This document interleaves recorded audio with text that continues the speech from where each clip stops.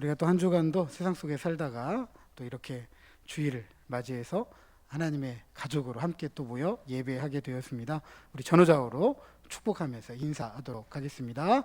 축복합니다. 네, 잘 나오셨습니다. 네, 은혜 받으십시다. 네, 복을 받으시려면은요 이만큼 받으시기 바랍니다. 아멘. 오늘도 우리 예배가 복된 예배가 된 줄로 믿습니다. 말씀과 기도로 회복되는 한 해 되기 위해서 우리 시편의 성전에 올라가는 노래 15편을 지금 살펴보고 있는 중입니다. 말씀과 기도가 예배 안에서 하나가 되고 이 예배와 관련해서 성전으로 올라가는 이 예루살렘 순례자들의 노래는 예배자로서 어떻게 예배하기 위해 올라와야 할지, 그리고 우리의 예배가 추구해야 될 목표가 무엇인지, 나아가서 예배자가 이 세상을 어떻게 살아갈지에 대한 우리의 신앙생활에 탁월한 통찰력을 주고 있기 때문입니다. 또한 오늘 교회 설립 61주년 기념 주일을 맞는 우리가 신앙의 선배들이 흘렸던 피와 땀, 눈물을 기억하면서 지금 그리고 앞으로 우리가 어떻게 교회를 섬기고 세워가야 될 순례 공동체가 되어야 될지, 예배 공동체가 되어야 할지 생각해보는 그런 시간이 될 것입니다. 15편의 성전에 올라가는 노래에서 예루살렘을 찾는 순례자들 모두는 시온에 집중하고 있다라고 말씀을 드렸습니다. 시온은 창조주 하나님으로 말미암은 이스라엘의 축복과 구원의 장소이기 때문에 순례의 길에 오를 수밖에 없었습니다. 앞서 시편 120편은 외롭고 고립되고 적대적이고 무더운 세상을 살아간다라고 할지라도 우리는 화평을 지키고 이루는 사람들로 이 세상을 살아가야 된다. 시편 121편은 순례자의 길 또한 모든 우리들의 삶의 일상에서 천지를 지으신 하나님에게 도움과 보호를 구해야만 한다는 것. 그리고 시편 122편은 순례자는 모든 순례의 여정이 예배가 되어야 되고, 또 나아가서 예배 공동체로서 하나님의 정의가 드러나는 통치를 통해서 서로의 안녕, 서로의 번영을 기도하는 경건한 신앙심, 형제를 간구해야 된다라는 것. 시편 123편은 안일한 사람들의 조소, 교만한 사람들의 멸시로 인해서 때로는 조롱을 받는다 할지라도 하늘에 계시는 주님을 신뢰하는 만큼 우리의 시선을 은혜를 베풀어 주시는 주님께 고정해야 된다라는 것과, 지난 시간 124편은 원수들이 대적한다 할지라도 하나님이 우리 편일 때 참된 도움이 되셨던 과거를 회상하면서 우리의 도움은 천지를 지으신 여호와의 이름에 있습니다라는 확신에 찬 신뢰와 고백, 찬양하는 예배 공동체, 순례 공동체가 되어야 한다라는 것을 살펴보았습니다. 앞서 지난 시간 시편 124편에 대해서 말씀드렸지만, 하나님께서 우리 편이 되실 때 순례 공동체, 예배 공동체, 이 하나님의 백성을 천지를 지신 하나님께서 도와주신다라고 했습니다. 반면에 오늘 우리가 읽은 시편 125편은 하나님의 그 능력으로 영원히 변함없이 자기 백성을 보호하시기 때문에 순례 공동체, 예배 공동체는 흔들리지 않는다라고 오늘 말해주고 있습니다. 즉 어떠한 상황에서도 흔들리지 않는 하나님의 보호하심 아래 하나님의 백성이 있다라는 사실을 잊지 말아야 된다라고 우리에게 권면하고 있는 것입니다. 1절과 2절에 보면 시온산을 중심으로 주위에 여러 산들이 둘러싸고 있는 예루살렘의 지형적인 모습을 생각나게 합니다. 시온산은 762m의 산입니다. 주변의 산들보다 약 한 30m에서 80m 정도가 낮습니다. 그래서 어떤 분은 이런 시온산의 모습을 가마솥과 같다라고 이렇게 비유를 합니다. 가마솥이 이렇게 생겼잖아요. 속이 움푹 들어가 있잖아요. 가마솥의 주변부는 높아요. 그래서 그 안에 있는 내용물이 엔간해서는 쏟아지거나 엎어질 일이 거의 없습니다. 이와 같이 시온산은 주변의 이 높은 산들을 통해서 안전하게 보호받고 있다라는 이야기를 우리에게 해주고 있습니다. 그리고 이런 지형적인 이유 때문에 시온산, 예루살렘은 견고한 산성과 같았습니다. 그래서 전략적으로 천혜의 요새였어요. 그래서 어떠한 원수들의 침략이 폭풍처럼 밀려온다라고 할지라도 안전하다라는 것을 확신할 수가 있었던 곳이 바로 이 시온산 예루살렘이었습니다. 그래서 시인은 시온산을 여호와를 의지하는 사람으로 비유합니다. 흔들리지 않는다, 영원히 있다라고 하였습니다. 왜냐하면 산들이 예루살렘, 즉 시온산을 두름과 같이 여호와께서 자기 백성을 지금부터 영원까지 두루시기 때문에, 지켜주시기 때문이라고 합니다. 확실한 하나님의 이 보호하심을 흔들리지 않는다라는 것을 두루다라고 두 번이나 사용하면서 강조하고 있습니다. 즉 하나님은 자기를 의지하는 자, 성경의 지혜문학, 시편이나 전도서나 잠언을 이야기하거든요. 이 지혜문학에 보면 주님을 의지하는 자는 주님의 은혜와 말씀을 의지하는 사람을 이야기합니다. 그러니까 주님의 말씀과 주님을 의지하는 이 은혜를 의지하는 사람들을 하나님께서 두르시고 지키시기 때문에 절대로 흔들리지 않는다, 지금부터 영원까지 보호하신다라고 약속해 주고 있는 것입니다. 그리고 이와 같이 자기를 의지하는 자들을 지켜주시는 하나님을 믿고 따라가는 자들을 지혜문학에서 뭐라고 이야기하느냐? 지혜로운 사람이다, 지혜로운 사람이다 라고 합니다. 그러니까 결국 이런 이야기가 되는 거죠. 저를 한번 따라서 하십니다. 주님을 의지하는 자는 지혜로운 사람입니다. 반대로 이야기해서 주님을 의지하지 않는 사람은 어리석은 사람이 되는 것이겠죠. 자, 그렇다면 왜 주님은 자기를 의지하는 자기 백성, 주님의 은혜와 말씀을 의지하는 이 주님의 백성을 이처럼 안전하게 지키시고 보호하시는 것일까? 먼저 우리가 꼭 기억해야 될 사실이 있습니다. 이 사실은 너무나도 상식적인 이야기입니다. 그것은 우리가 이 땅을 살아가고 있다라는 사실입니다. 너무 상식적이니까, 너무 잘 알고 있는 일이니까 이것이 별거 아닌 것처럼 느껴지고 때로는 그저 주어진 대로 살아간다라고 생각할 수가 있는데요. 우리가 이 땅을 살아간다는 건 굉장히 중요한 이야기입니다. 하나님을 우리의 왕 그리고 주로 우리는 섬기면서 이 땅을 살아갑니다. 그런데 이 땅 안에는 우리처럼 하나님을 주로 왕으로 섬기지 않는 사람들도 함께 살아가고 있습니다. 다른 세상을 살아가지 않아요. 하나님을 믿는 사람, 하나님을 믿지 않는 사람이 함께 살아가는 땅이 이 땅입니다. 예수님을 나의 구주로 믿고 교회를 다닌다고 하더라도 우리가 하나님 나라 천국을 살아가는 건 아닙니다.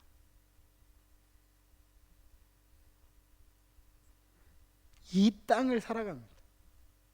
이 땅을 어떻게 살아가느냐? 하나님을 나의 주, 나의 왕으로 믿기 때문에 하나님의 백성답게, 천국 백성답게 살아가고 있는 것입니다. 이 사실이 왜 중요하냐? 주님께서 자기를 의지하는 자기 백성을 안전하게 지키시고 보호하신다는 것과 무슨 관계가 있을까? 3절에 이렇게 써 있습니다.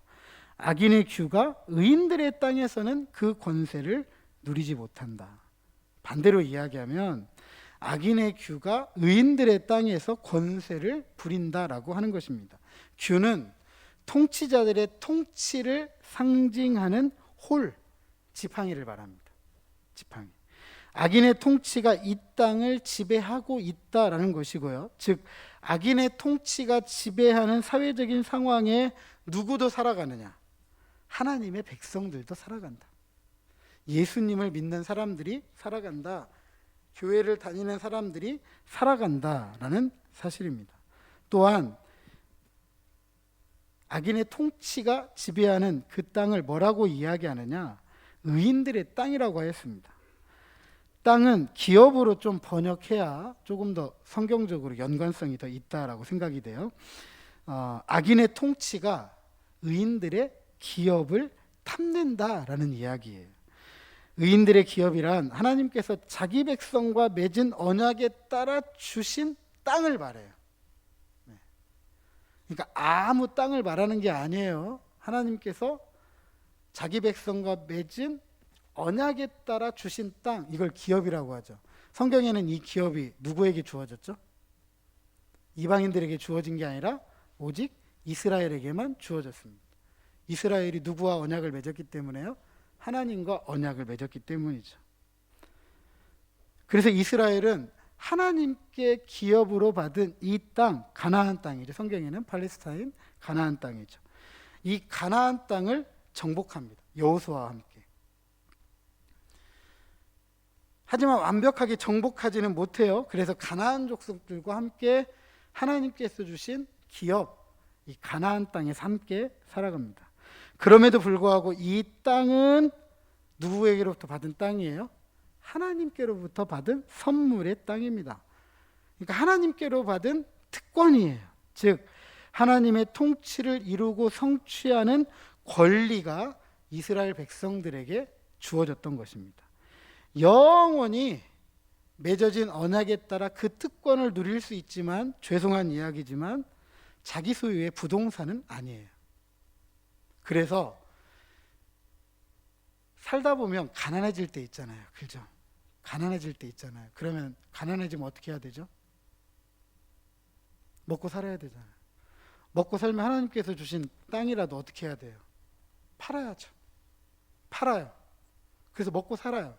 근데 하나님께서 그렇게 팔아가지고 산 땅이 네 땅은 아니다, 이거 내 땅이다 라고 가르쳐 주시기 위해서 50년째, 희년이 되면 다 돌려주라고 해요. 다 돌려주라고 이야기해요. 그 땅이 누구 땅이니까? 네 땅 아니니까. 하나님께 선물로 받은 땅이니까 다 돌려주라고 해요. 이처럼 의인들의 기업은 불완전한 요소가 있어요. 완벽하지 않아요. 가나안 족속과 함께 살아가면서 여러 가지 힘들고 어렵고 눈물 나고 아픈 일들이 있지만, 그럼에도 불구하고 하나님의 통치를 이루고 성취해야 될 사명을 가지고 있는, 사명을 이루어야 될 땅이라는 것을 잊어서는 안 된다라는 거죠. 바로 이 땅에 누가 살아가느냐? 주님을 의지하는 그 백성들이 살아간다. 심지어 하나님의 백성들은 이 땅을 호시탐탐 노리는 원수들의 침략에 대비하면서도 살아가야 돼요. 이처럼 악인이 통치하는 세상에서 주님을 의지하는 자들이 참된 신앙의 도전을 받고 시험을 당하고 유혹을 받아서 하나님의 통치를 이루고 성취해야 될 사명의 땅, 즉 의인들의 기업을 빼앗기게 될 위기 상황에 놓여 있는 것입니다. 우리가 지금 그렇게 살아가고 있는 거죠. 그 위기 상황을 3절 하반절에 이렇게 표현합니다. 이는 의인들로 하여금 죄악에 손을 대지 아니하게 함이로다. 즉 의인들로 하여금 죄를 짓도록 하는 세상인데, 악인의 지배 때문에, 악인의 통치 때문에 죄를 짓도록 하는데, 저 주님께서 이 땅을 살아가는 자기를 의지하는 자기 백성들을 안전하게 지키시고 보호하시는 이유는 이 의인들이 죄를 짓지 않도록 살아가기 위함이다라는 사실입니다.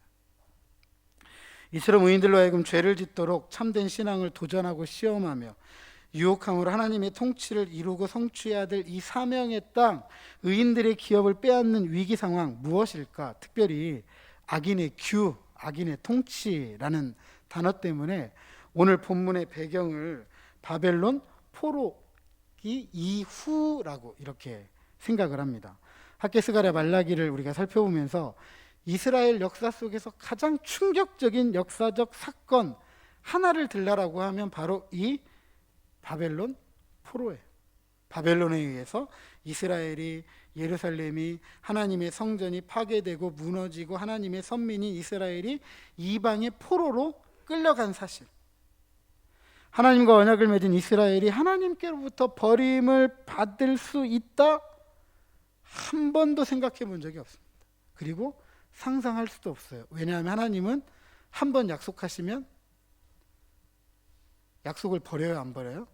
버리지 않는 분이잖아요. 약속을 버리지 않는 하나님이 버렸어요. 이방의 손에 자기 백성을. 그러니 하나님과 언약을 맺었다고 생각했던, 그걸 믿어왔던 이스라엘의 입장에서는 하나님이 그동안 자기들이 알고 있던 하나님이 아니에요? 하나님이 아닌 거죠. 무슨 이런 하나님이 다 있어? 이런 생각을 안 할 수가 없었던 거예요. 역사 속에서 이스라엘이 그것을 바라보았어요. 그들의 삶도 무너져 내렸지만 신앙도 무너져 내렸습니다. 그래서 포로로 끌려간 많은 이스라엘 백성들이 고도로 문명화된 바벨론 문화가 그들의 신앙이 되고 삶이 되고 말았습니다. 물론 적은 숫자 이스라엘 백성들이 여전히 하나님에 대한 신앙과 삶을 지켰습니다. 그 대표적인 인물이 다니엘과 세 친구 같은 그런 인물들이 있죠. 그러나 대부분의 이스라엘 백성들에게 하나님에 대한 신앙과 삶은 어떻게 보이느냐? 어리석어 보여요. 하나님은 자기 백성을 지켜주시지 못하시는 분, 저 바벨론의 침략으로부터 자기 땅, 자기 백성, 자기 집 지키지 못하시는 분, 능력이 없는 하나님, 이렇게 인식이 되기 시작합니다. 그래서 신앙을 지킨 소수의 이스라엘 백성들 조롱거리가 되고 멸시거리가 되고 말았습니다. 이런 상황 속에서 하나님에 대한 신앙을 지키면서 하나님의 백성으로 살아간다는 것, 얼마나 무의미하게 여겨졌을까요? 그리고 적극적으로 고도로 문명화된 바벨론의 문화 받아들이기로 합니다. 이 삶이야말로 세상에서 가장 지혜롭게 여겨졌어요. 왜요? 바벨론의 문화와 모든 환경들이 지금까지 알고 지금까지 따라왔던 신앙과 삶에 비하면 성공적이잖아요. 지금까지 믿었던 신앙과 삶, 이 바벨론에 의해서 다 무너져 내렸잖아요. 그러니까 무너져 내린 걸 쫓아가는 건 어리석게 보이고, 무너뜨린 세력은 가장 지혜로워 보이는 거죠. 그리고 그걸 따라가는 것이 지혜로운 삶을 따라간다라고 생각할 수밖에 없었고, 많은 사람들이 그 길을 따라가게 됩니다. 그래서 하나님에 대한 신앙을 지키며 하나님의 백성으로 살아가던 하나님을 의지하는 이들도 지금까지 지켜왔던 삶을, 신앙을 어리석게 여기고 서서히 고도로 문명화된 이 바벨론의 문화를 받아들이면서 조금씩 하나님께로부터 멀어지기 시작합니다. 이런 상황에서 아무리 순례 공동체, 예배 공동체일지라도 무슨 사명을 이야기할 수가 있고 의인의 기업이 뭐가 중요하겠어요? 이미 빼앗겼는데. 그래서 주님께서 능력으로 영원히 변함없이 보호하시기 때문에 순례 공동체, 예배 공동체인 하나님의 백성은 어떠한 상황에서도 흔들리지 않는 사실을 잊지 말라라고 지금 강하게 가르치고 있는 겁니다. 이런 확신만이 주를 의지하는 의인들이 죄를 짓지 않고 지혜로운 사람으로 살아갈 수 있기 때문입니다. 그래서 4절 이하 5절에 보면 시인은 순례 공동체, 예배 공동체를 위해서 기도합니다. 우리 같이 한번 이 기도를 읽어보도록 하죠. 4절과 5절입니다. 시작.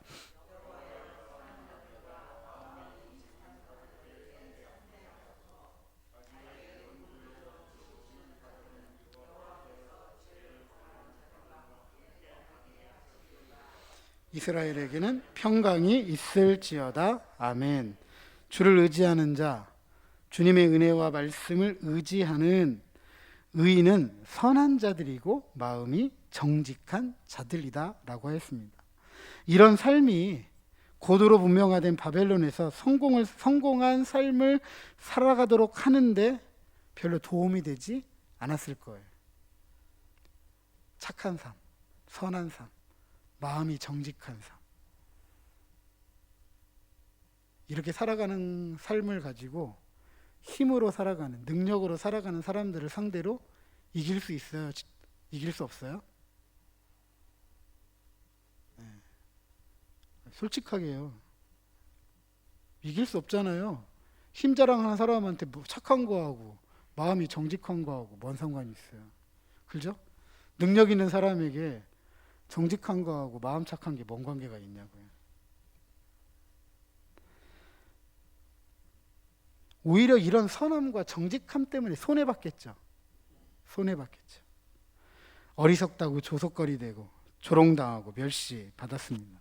그것도 이방 사람들이 아니라 차라리 이방 사람들이면 나하고 관계가 없으니까 그럴 수도 있다 라고 할 수 있는데, 자기 민족 이스라엘에게로부터 이제 그만해, 그 어리석은 짓 왜 그러고 있어, 그 신앙 아무 의미 없잖아, 이 힘 봐, 이 능력 봐, 이게 성공한 거야, 이게 사는 거야 라는 이야기를 듣는다라고 한번 생각해 보세요.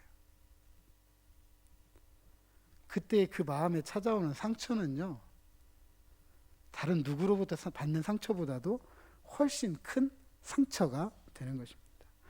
그러나 앞서 우리가 말씀을 나눈 것처럼 주님은 자신의 능력으로 순례 공동체, 예배 공동체인 자기 백성을 어떠한 상황에서도 영원히 변함없이 보호하시는 분이시다라고 하였습니다.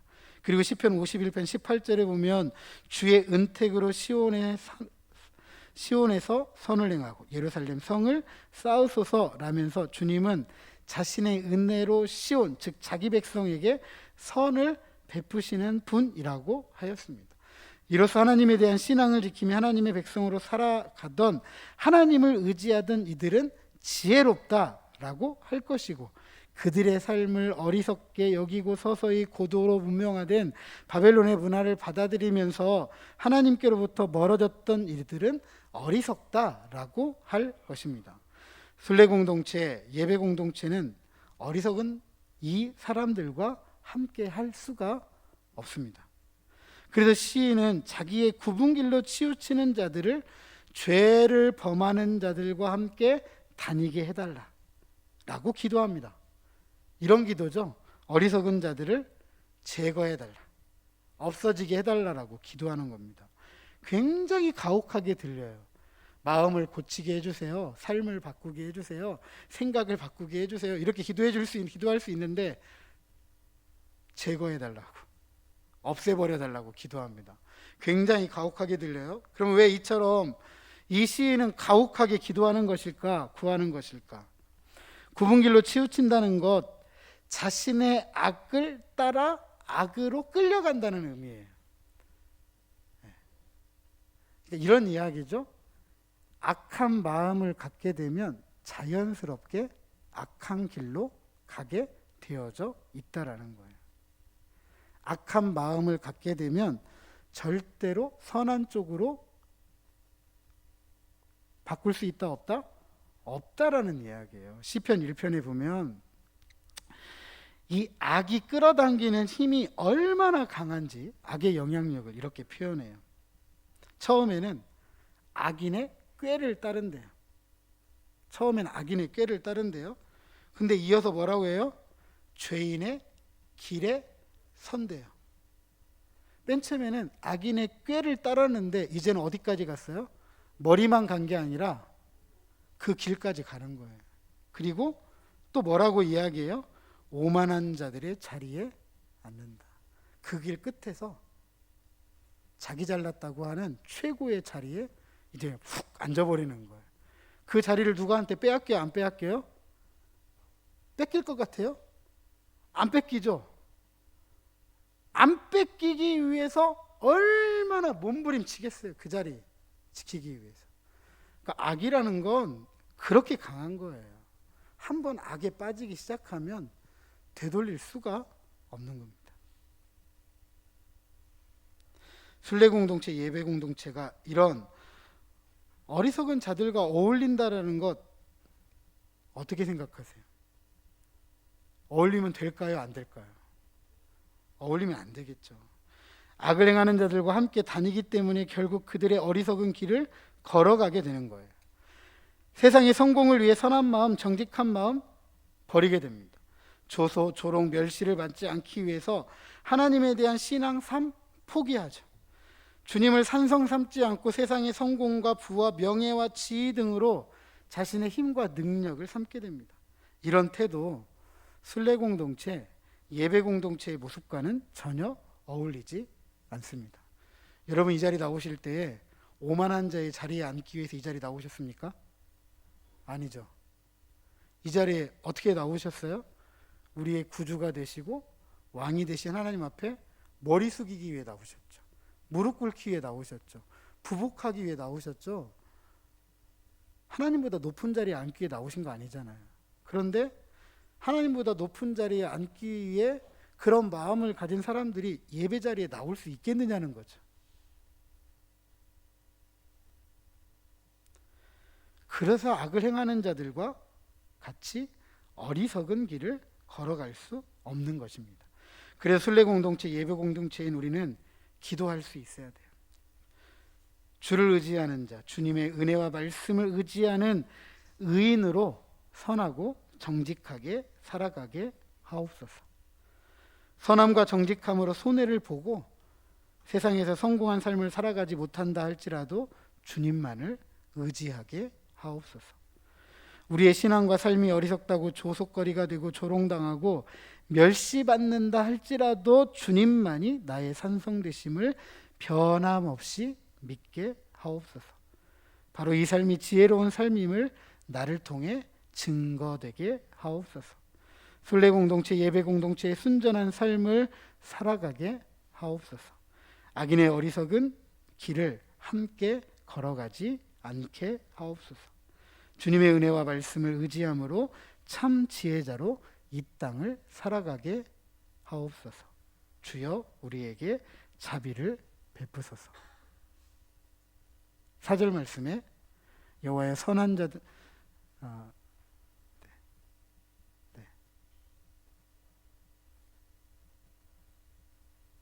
선대하소서. 선한 자들과 마음이 정직한 자들에게 선대하소서. 우리 이렇게 기도할 수 있어야 돼요. 이 땅에서 예배 공동체, 순례 공동체로 살아가려면 이렇게 기도해야 돼요.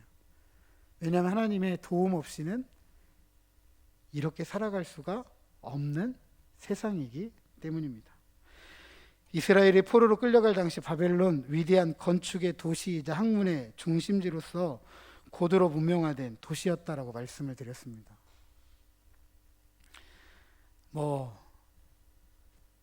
세계 7대 불가사의 건축물이 있다고 하는데요. 그 중에 하나의 건축물이 바로 이 바벨론에 있습니다. 하늘정원이라고.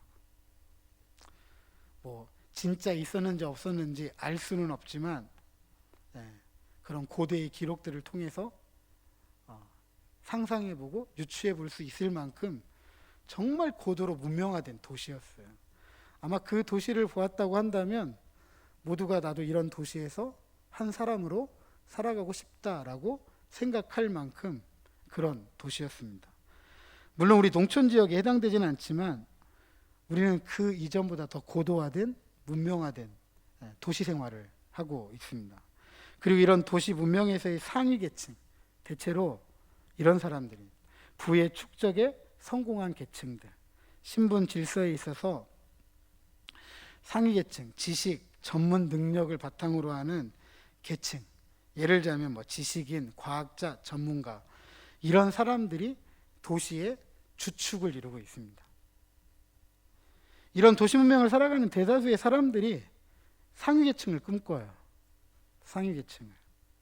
그리고 그 꿈을 이루기 위해서 수단과 방법을 가리지 않습니다. 우리나라에서는 두 가지가 크게 작용하잖아요. 그죠? 하나는 교육. 어떻게든 교육시켜서 저 꼭대기까지 올라가도록 하려고 얼마나 노력하는지 몰라요. 대통령이 돼가지고 교육에 손댔다가는, 잘못 손댔다가는 죄송한 이야기지만 탄핵당할 수도 있어요. 또 한 가지가 뭐죠? 부동산이죠. 그렇죠? 부동산 공화국이라고 할 정도로 우리나라 대단합니다. 부동산 부자 상위로 뛰어오르는 굉장히 지름길로 알려져 있어요. 지름길로. 부동산 손 잘못됐다가 이번 정권 연장 못했잖아요. 우리나라에서 이 두 가지 잘못 손대면 이렇게 어려움을 당해요. 이렇게 어려움을 당해요. 그만큼 대한민국 대부분의 국민들이 저 상위 계층을 꿈꾸면서 이 두 가지에 뭐 하고 있다? 올인. 네, 목숨 걸고 뛰어들고 있죠. 최근에는 이 TV 방송 채널, 위성 채널 보면 주식에 대한 이야기가 얼마나 나오는지 모릅니다.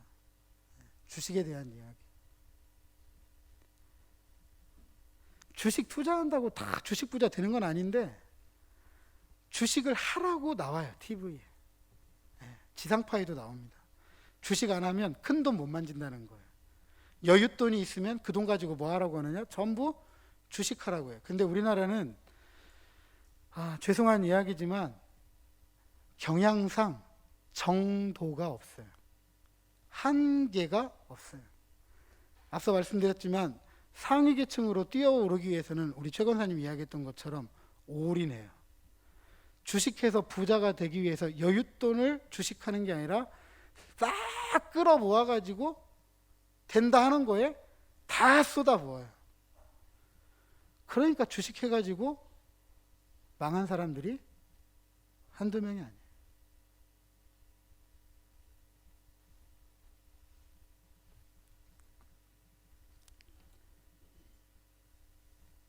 여기에 무슨 신앙이 있어요, 여러분. 여기에 무슨 신앙이 있어요. 예수 믿는 사람들이 여기서 예외라고요? 여러분, 아닙니다.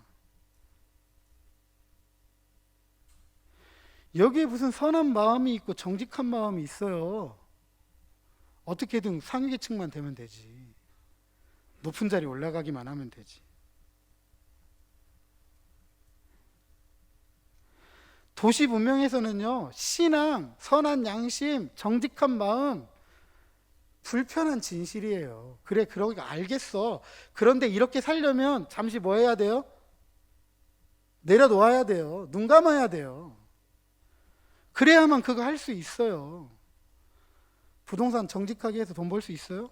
솔직하게?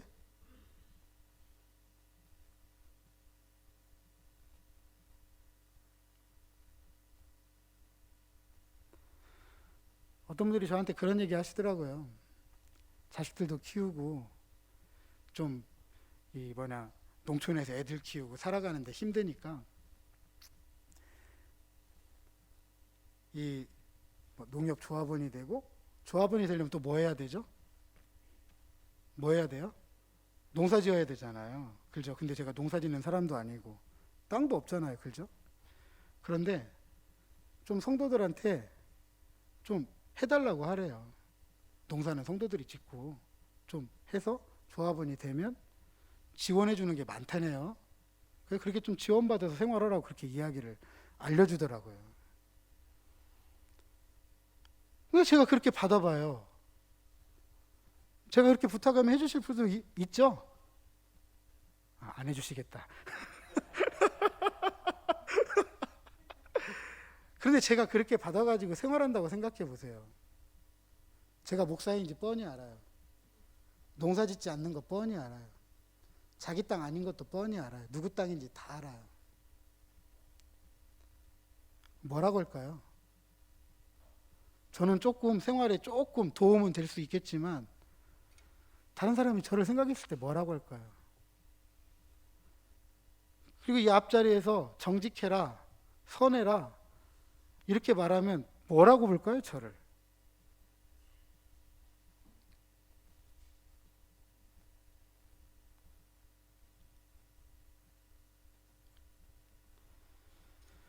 신앙도 그렇습니다. 신앙도 그렇고 선한 양심도 그렇고 정직한 마음도 말은 그렇게 하는데 나중에 다 따지고 보면 조금 더 높은 데로 나아가는 수단밖에 되지 않아요. 그러다 보니까 세상 사람들한테 교회가 자꾸 손가락질 당하고 목사 권위도 떨어지고 교회 영향력도 사라지고 안타까운 우리 현실을 우리 스스로 만들어가고 있지 않나, 그런 생각을 하는 거죠. 높은 곳으로 올라가고자 하는 사람들만 모여 있으면요, 결국에는 뭐만 남아요? 시기, 질투, 경쟁만 남습니다. 이 삶에는 뭐가 없죠? 평안이 없습니다. 샬롬이 없어요. 평강이 없습니다. 평강은 진정한 삶에서 찾을 수 있고, 그리고 받을 수 있는 특권이에요. 그냥 뭔만 가지고 있으면 주어지는 게 아니라는 거예요. 상위계층 올라가면 평안하고, 돈 있으면 평안하고, 명예 있고 주의 있으면 평안하겠지. 아니에요. 그런 삶에서 주어지는 게 아니에요. 시기, 질투, 경쟁이 있는 삶에서는 절대로 받고 누릴 수 없는 게 평안이에요. 왜냐하면 평강은 선물이기 때문에 그래요. 내가 줄 수 있는 게 아니에요. 시기, 질투, 경쟁 없이도 선한 마음과 선한 양심과 정직한 마음만 있어도 그것으로 받을 수 있는 게 평안입니다. 그래서 아무리 대궐 같은 집에서 고기 반찬에 밥을 먹는다 할지라도 평안한 게 아니에요. 허름하고 다 쓰러져가는 집일지라도, 그리고 풀로 된 반찬일지라도 다른 사람들에게 해가 되지 않고 다른 사람들에게 선하고 정직하게 살아가면 그 삶을 통해서 주어지는 것이 바로 평안이에요. 그것은 하나님에 대한 참된 신앙, 어떠한 상황에서도 주님께서 자신의 능력으로 자기 백성을 영원히 변함없이 보호하시기 때문에 흔들리지 않는 믿음으로 주어지는 것입니다. 이 믿음이 없으면 시기해야 되고 질투해야 되고 경쟁해야 되죠. 그러기에 우리는 바벨탑을 쌓는 어리석은 사람들이 되어서는 안 됩니다. 오히려 주를 의지하는 선하고 정직한 마음으로 이 땅을 살아가야 됩니다. 바로 그런 사람들을 주님께서 안전하게 지키시고 보호하십니다. 우리는 그 하나님을 신뢰하면서 하나님의 은혜를 힘입고 의인의 땅에서 맡겨진 하나님의 통치를 이루고 성취하는 순례 공동체, 예배 공동체로 살아가야 합니다. 교회 설립 61주년 기념 주일입니다. 만약 우리의 신앙의 선배들이 흘렸던 피와 땀과 눈물의 결실이 헛됐다라고 한다면 60년이 넘어서까지 이렇게 교회가 있지 않을 수도 있었을 거예요.